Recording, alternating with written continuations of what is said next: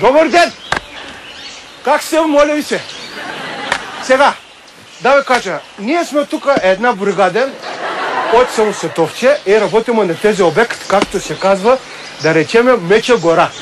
Хубаво, момчета, сме, че цялата бригада, добре осечеме, добре работиме. Миналата година нашите шеф ни закара в Испания си автобус на скурзия. Да гледам Испанията, нали, в град Монтреле. Забрах в момента как се казваше града.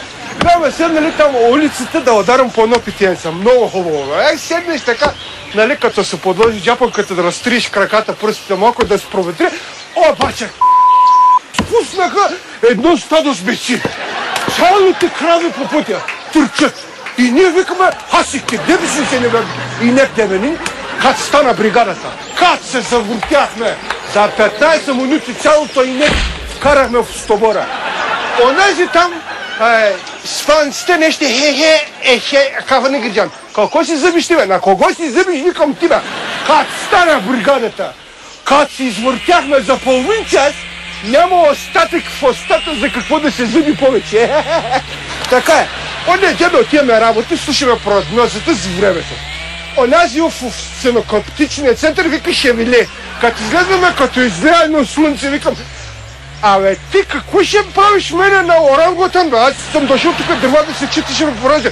Като се развъртяхме в сценопатичния център всичките момчета бригадата, направихме нов сценопатичен център. Сега си е право, ние сами прогнозите за времето. Казвам, оттам сутрин вятъра като духа, ще отива цялата вятърна там. Нека ти излезеш да удариш една водна пръчка, да изсъпаш ботушите. Така, сега друго какво исках да ви кажа. Ние сме много добра бригада. Аз всъщност не знам още колко време ще останем тук, нали? Обаче ако се завъртим още малко с бригадата, тази Меча гора ще трябва да покръстват на Меча поляна. Хайде сега, това е. Така, само да кажа една път. Ако някой от вас случайно се изгубил в корията, трябва да вика като и